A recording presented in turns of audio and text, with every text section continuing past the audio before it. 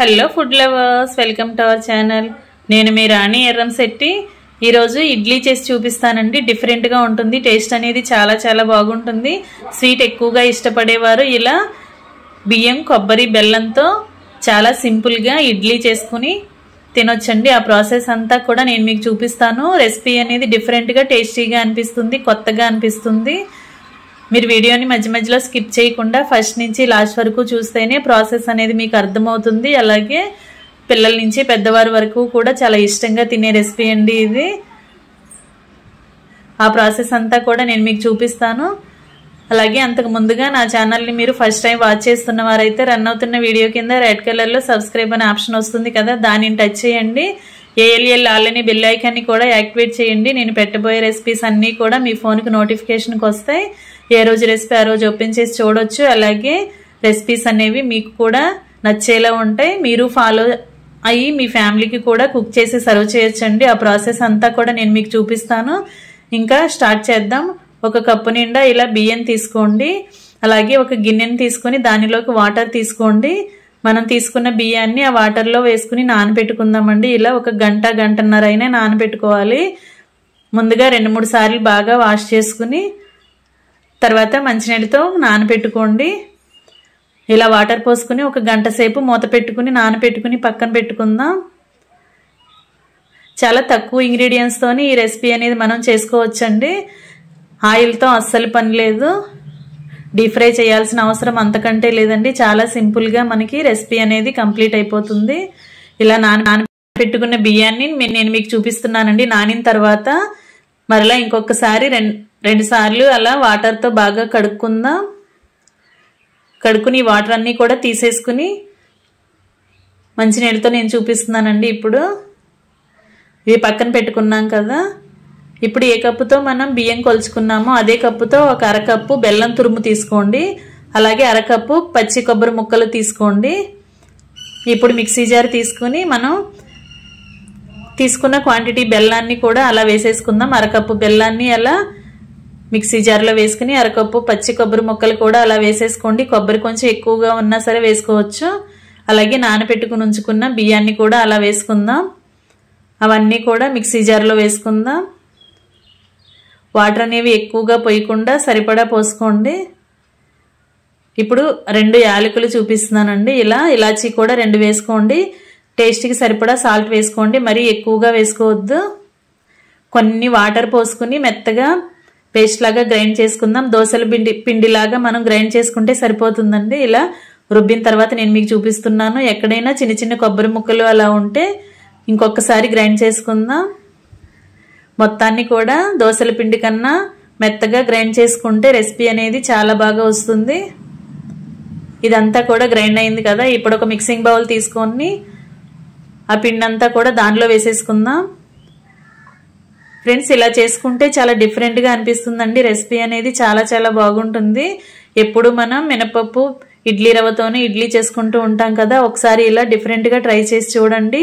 బియ్యము, కొబ్బరి, బెల్లం ఉంటే సరిపోతుంది. అలాగే గ్రైండ్ అయిందంతా కూడా గిన్నెలో వేసుకున్నాం కదా. ఇప్పుడు కొంచెంగా వంట సోడా వేసుకోండి.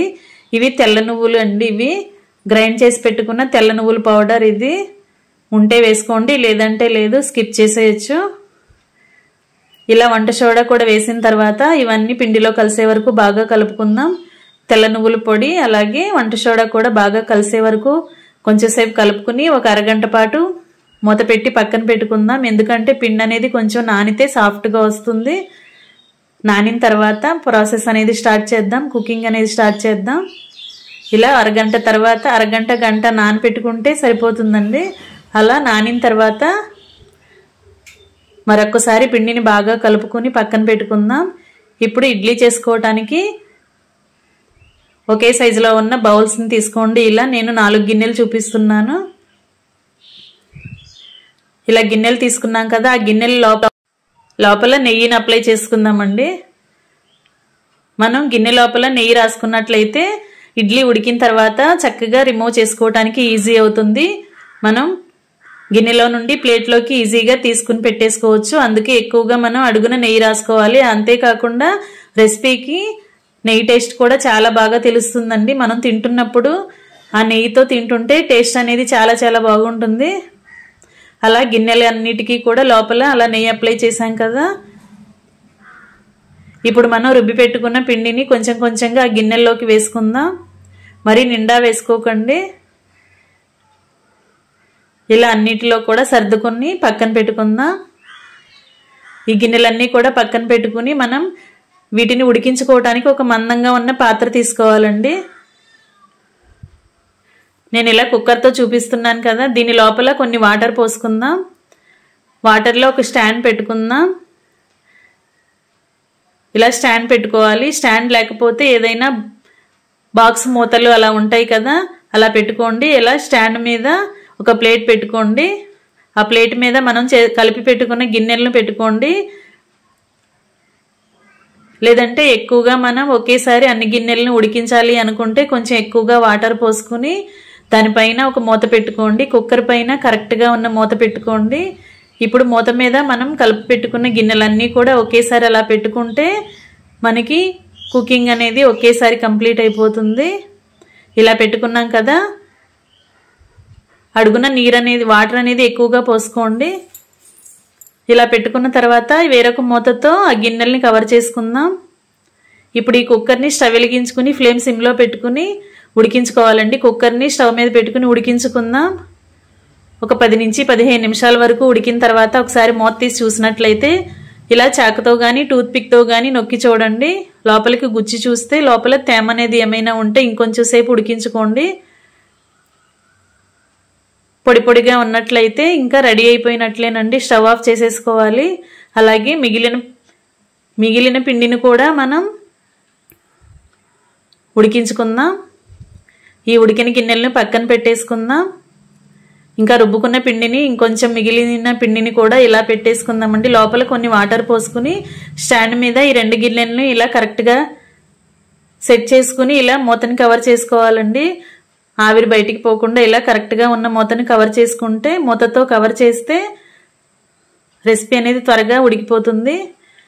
ముందుగా ఉడికించిన గిన్నెల్ని నేను చూపిస్తున్నానండి. ఇలా ముందుగా ఉడికిన గిన్నెల్ని చల్లారనిచ్చి వేరొక ప్లేట్లోకి తీసి పెట్టుకుందాం. ఒకసారి ఇలా చాకుతో మొత్తం కూడా అంచుల చుట్టూ కూడా ఇలా మనం రౌండ్గా చేసినట్లయితే మొత్తం ఓపెన్ అవుతుంది. ఇలా తీసిన తర్వాత అన్నిటినీ కూడా ప్లేట్లోకి ట్రాన్స్ఫర్ చేసుకుందాం. ఫ్రెండ్స్, ఈ రెసిపీ చాలా చాలా బాగుంటుందండి. పిల్లల నుంచి పెద్దవారి వరకు కూడా చక్కగా ఈజీగా తినొచ్చు. టేస్ట్ చాలా బాగుంటుంది. తీయగా అనిపిస్తుంది. అలాగే మనం యాలకులు కూడా వేసాం కదా, టేస్ట్ అనేది కమ్మగా అనిపిస్తుంది. మనం పచ్చి కొబ్బరి కూడా వేసుకున్నాం కదా. మనం ఇడ్లీ తింటుంటే కొబ్బరి టేస్ట్ బాగా తెలుస్తుందండి. బెల్లం కొబ్బరితో మనం తింటుంటే రెసిపీకి టేస్ట్ చాలా బాగా వస్తుంది.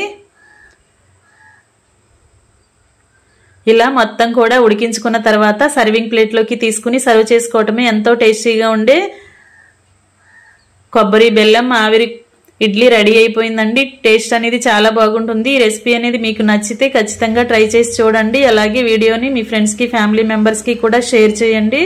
మనం నెయ్యితో ఇడ్లీ తయారు చేసాం కదా, టేస్ట్ అనేది చాలా చాలా బాగుంటుంది. అలాగే నా ఛానల్ని ఫస్ట్ టైం వాచ్ చేస్తున్న వారైతే ఖచ్చితంగా సబ్స్క్రైబ్ చేసుకోవటం మాత్రం మర్చిపోకండి. అలాగే పక్కనే ఉన్న బెల్ ఐకాన్ని కూడా యాక్టివేట్ చేయండి. నేను పెట్టబోయే రెసిపీస్ అన్నీ కూడా మీ ఫోన్కి నోటిఫికేషన్కి వస్తాయి. ఏ రోజు రెసిపీ ఆ రోజు ఓపెన్ చేసి చూడొచ్చు. సింపుల్గా టేస్టీగా తక్కువ టైంలో తక్కువ ఇంగ్రీడియంట్స్తో తక్కువ ఖర్చుతో నేను రెసిపీస్ అనేవి పోస్ట్ చేస్తూ ఉంటాను.